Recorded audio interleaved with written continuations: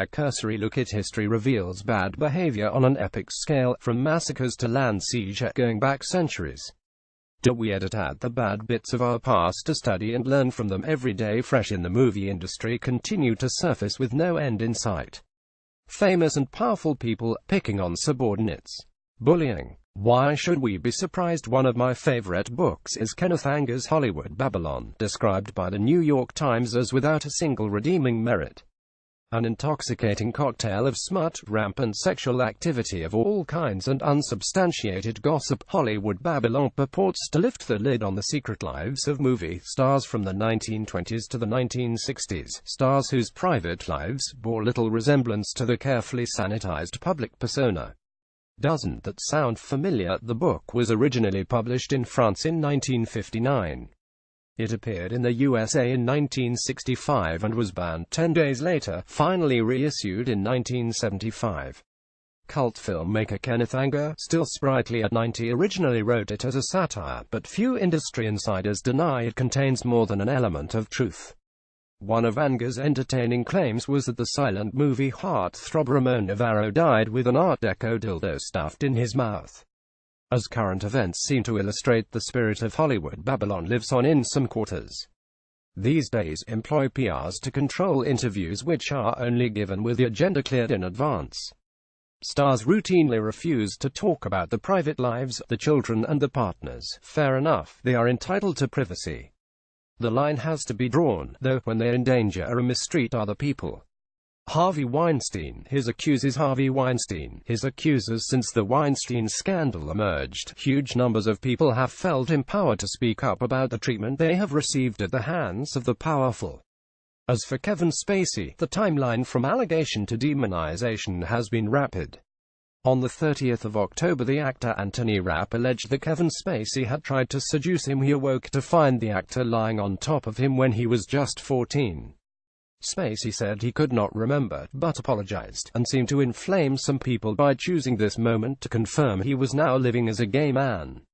Since then, there have been further allegations involving Spacey and young men and people he has worked with of inappropriate touching and groping.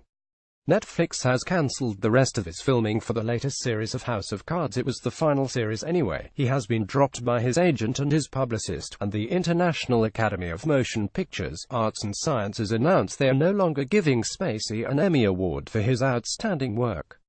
Everyone is lining up to condemn Kevin Spacey. Breaking Bad star Bryan Cranston, currently appearing at the National Theatre in a stage version of Network, said HES a phenomenal actor, but HES not a very nice person. His career is over now, I think.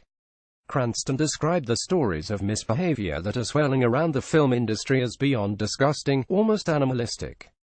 To add to Spacey's woes, Ridley Scott announced his latest film will be reshot, removing his contribution and replacing him with Christopher Plummer.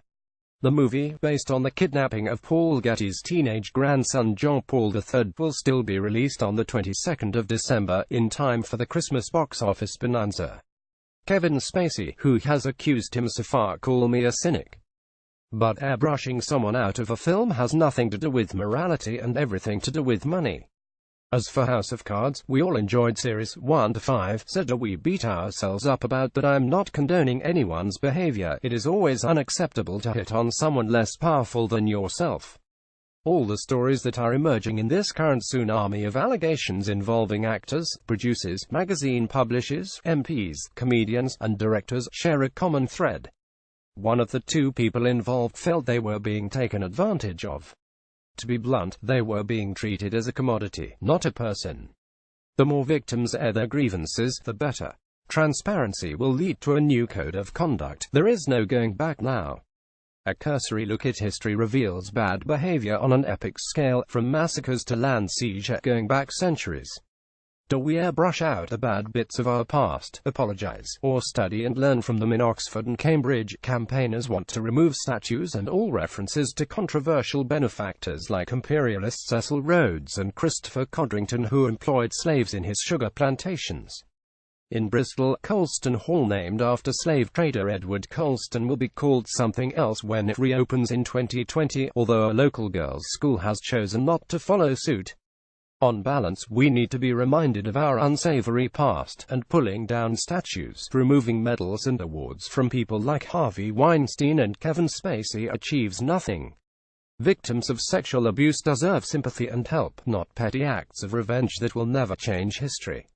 Harvey Weinstein was the second most thanked person at the Academy Awards in the past 25 years, along with God.